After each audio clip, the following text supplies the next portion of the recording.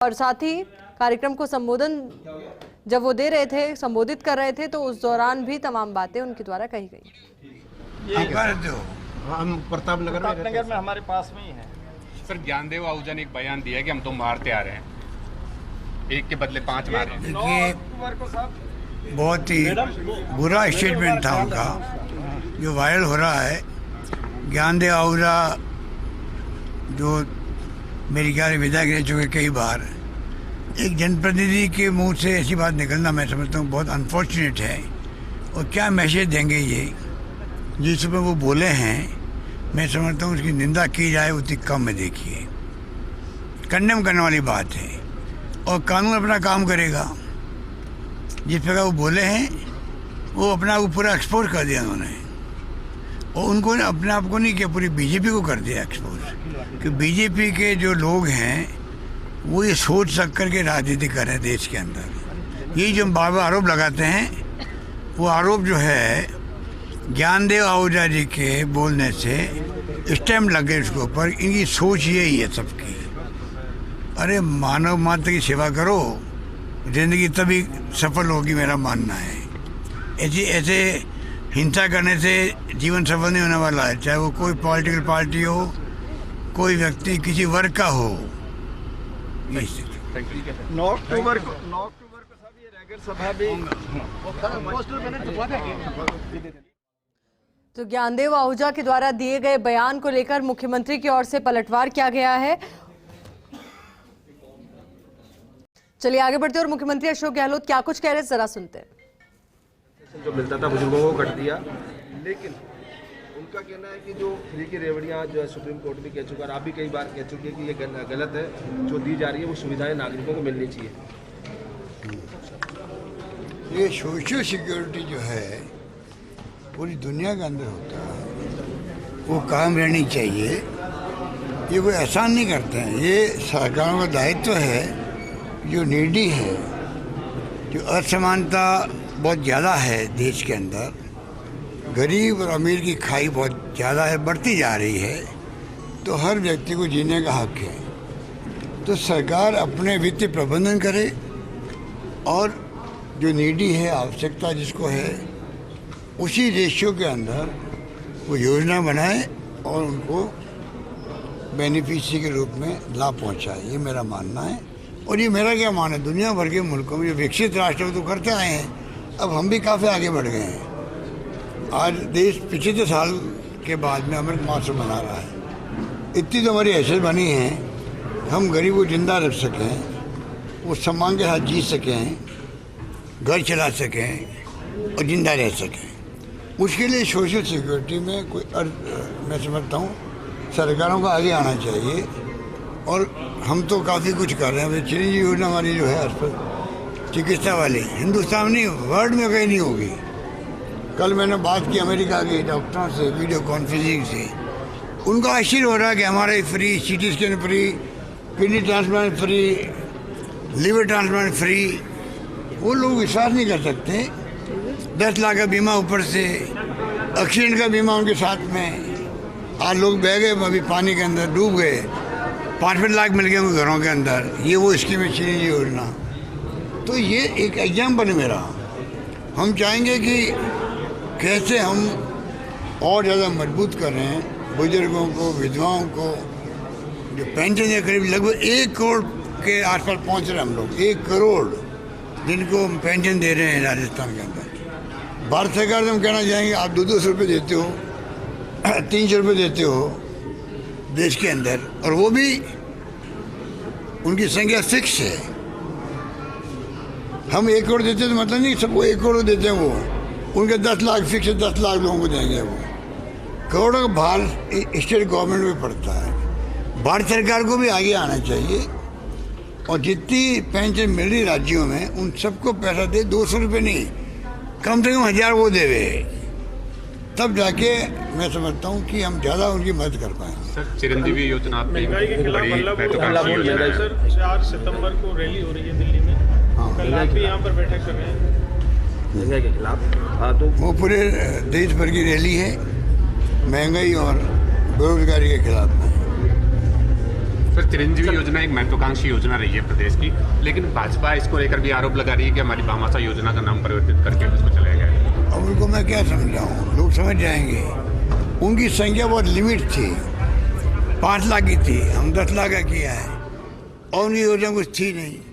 5 से 10 भी किया और मैंने अभी क्या बताया, 10 लाख में से ही मान लो एक घर में बीमारी आ गई, किडनी ट्रांसप्लांट की, लिवर ट्रांसप्लांट की, 10 लाख में मान लो 6 लाख खर्च हो गए, 4 लाख बचे रहेंगे। उसके पूरा पैसा सरकार देगी उसकी नई बीमारी की, चाहे वो किडनी ट्रांसप्लांट हो चाहे कोई भी हो। आप बताइए, रात दिन का फर्क है। तो भारत सरकार इसी में 5 लाख की, तो वो भी देश के 30% लोगों के बारे में नहीं है, हमने पूरे प्रदेशवासियों के लिए करी है, फिर रात दिन का फर्क है। कानून व्यवस्था को मुद्दा बनाते हुए ये लगातार बीजेपी हमलावर हो रही है और अभी लगातार देखिए आरोप कल लगा रही है। घटना हुई है वहाँ पे यूपी के अंदर भी, वैसी घटना हुई जो रास्ते में घटना हुई थी बच्चे के साथ में। ये घटनाएं होती है, देखा ये जाना चाहिए मीडिया को भी, आम लोगों को भी। घटना के बाद में सरकारी स्तर पर, पुलिस के स्तर पर कोई लापरवाही हुई है क्या, या कोई एक्शन नहीं हो रहा है, कोई मिलीभगत हो रही है, कोई बेईमानी हो रही है, तो बात करो। घटना कहाँ नहीं हो रही है। और ये घटना इतनी घिनौनी घटनाएं होती है, सबको दुख होता है समाज में, चाहे किसी राजनीतिक पार्टी लोग हों, किसी वर्ग के हों। ऐसा नहीं दलित के साथ घटना होती है तो दलित को दुख होगा, क्षत्रिय कौम को दुख होता है कि भाई ये घटना क्यों हुई है। अब ये दलित और नॉन दलित हर जगह थोड़ी किया जाता है। आप छुआछूत होती वहाँ करो, भेदभाव होता वहाँ करो। उसमें हम सब मिलके कैसे सेवा करें दलितों की। छुआछूत मानवता के कल्याण के मैं बार बार कह रहा हूँ, उसमें RSS वाले क्यों नहीं आगे आते हैं, बीजेपी क्यों नहीं आगे आती है। आप खाली हर चीज़ को मुद्दा बनाओगे राजनीतिक तौर से तो समाज को फायदा नहीं है। एक बड़ी बात हो रही है कि आप लगातार कहते आ रहे हैं कि प्रधानमंत्री अपील करें और उसके अलावा धर्म को राजनीति बना रहे हैं वो लोग, जैसा आरोप लगा रहे हैं। क्यों, कारण क्या है कि वो इसीलिए नहीं आ रहे कि धर्म को राजनीति के रूप में ले रहे हैं, या क्यों नहीं अपील कर रहे प्रधानमंत्री आप लगातार?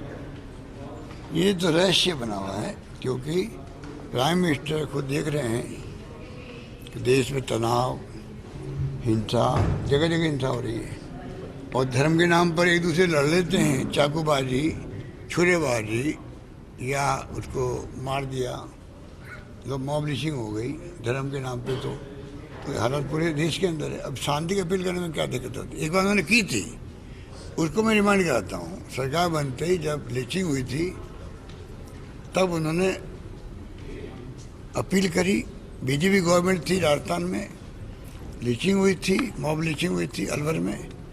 उन्होंने अपील करी, उसका असर हुआ। उन्होंने कहा कि ये एंटी सोशल एलिमेंट है, मैं इनको बर्दाश्त नहीं करूँगा, तो उसका फ़र्क पड़ा। बाद में वापस ये सब शुरू हो रहा देश भर के अंदर। अब उनकी क्या मजबूरी हो तो वही जाने। अभी मिस्टर डोवाल जो उनके सुरक्षा सलाहकार हैं, उन्होंने इस बात को टच किया है, उन्होंने इस बात को टच किया है। आपने देखा होगा, पढ़ा होगा कि ये धर्म के नाम पर और जो हो रहा है हिंसा का, ये बर्दाश्त नहीं किया जाएगा सरकार द्वारा। हमें अच्छा लगा। उसके बाद में पता नहीं आगे क्या हुआ, मुझे नहीं मालूम, पर ये होना चाहिए। देश में शांति, सद्भाव, प्यार, मोहब्बत और अहिंसा का माहौल रहेगा तो जाके देश विकास करेगा। अमृत महोत्सव मना रहे हैं, अब यहाँ कई गलतियाँ कर रहे हैं लोग। अमृत महोत्सव में खाली इवेंट हो रहे हैं बड़े बड़े। अरे भाई, आप जो सेक्रीफाइसेज हैं लोगों के आज़ादी के पहले के, और बिना पंडित नेहरू के आप क्या मनाओगे अमृत महोत्सव। पंडित नेहरू को हटा दिया, जितने प्रोग्राम हो रहे हैं उसमें पंडित नेहरू का तो नाम ही नहीं है, उनको छोड़ के मनाया जा रहा है। तो देश स्वीकार नहीं करेगा इस अमृत महोत्सव, जो इनकी जो थीम है। देश ये आलोचना करेगा कि आप अगर अमृत महोत्सव मना रहे हो तो बड़ा दिल रखो। जो सरकारें थी जिन जिन की, उन सब का योगदान होता है। अगर आप सबको बुला दोगे तो आने वाली पीढ़ी आपको बुला देगी। ये संस्कार मत डालो, संस्कार से डालो कि आने वाली पीढ़ी जब देश में राज करे, अल्टीमेट तो नई पीढ़ी आज है, कल आज वो करेगी। आपने जो परंपरा गलत डालोगे, वही व्यवहार आपके हाथ में होगा। तो फिर इतिहास की सच्चाई सामने कैसे आएगी आने वाली पीढ़ियों के लिए।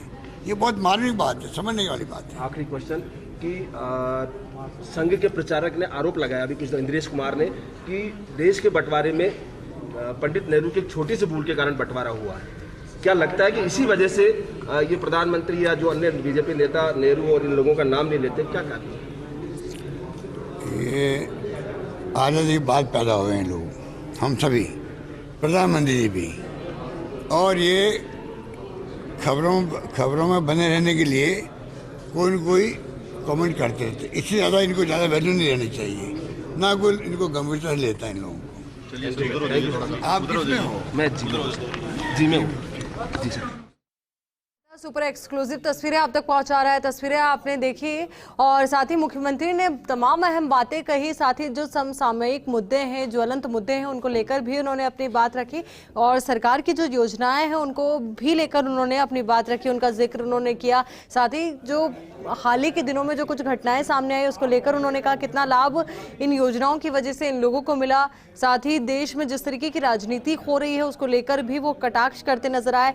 अमृत महोत्सव को लेकर भी उन्होंने अहम बात कही। उन्होंने कहा कि आज़ादी का अमृत महोत्सव मनाया जा रहा है, पर इस महोत्सव के तहत कई कार्यक्रमों का तो आयोजन हो रहा है, भव्य कार्यक्रमों का तो आयोजन हो रहा है, पर उस कार्यक्रम के माध्यम से ये संदेश प्रॉपरली नहीं पहुंच पा रहा है आम लोगों तक कि किस तरीके से हमें ये आज़ादी मिली है। इस आज़ादी को पाने में हमारे जो स्वतंत्रता सेनानी थे, क्रांतिकारी थे, उन्होंने कितना कुछ बड़ा बलिदान दिया है। साथ ही उन्होंने ये भी बड़ी बात कही कि पंडित जवाहरलाल नेहरू का जिक्र भी नहीं किया जा रहा है इन कार्यक्रमों के माध्यम से, तो ऐसे में उनको नहीं भुलाना चाहिए, उनके योगदान को नहीं भुलाना चाहिए, उनको हमेशा याद रखना चाहिए क्योंकि एक बड़ा योगदान उनका रहा आज़ादी में। और साथ ही अगर ये शिक्षा हम वर्तमान समय में इस पीढ़ी को देंगे तो आने वाले वक्त में आपको भी भुला दिया जाएगा। तो ये बड़ा संदेश मुख्यमंत्री अशोक गहलोत के द्वारा दिया गया है। साथ ही तस्वीरें भी जरा आप देखिए, फर्स्ट इंडिया ये तस्वीरें आप तक पहुंचा रहा है। सामाजिक सुरक्षा जरूरी है जीवन में, मुख्यमंत्री की ओर से ये कहा गया।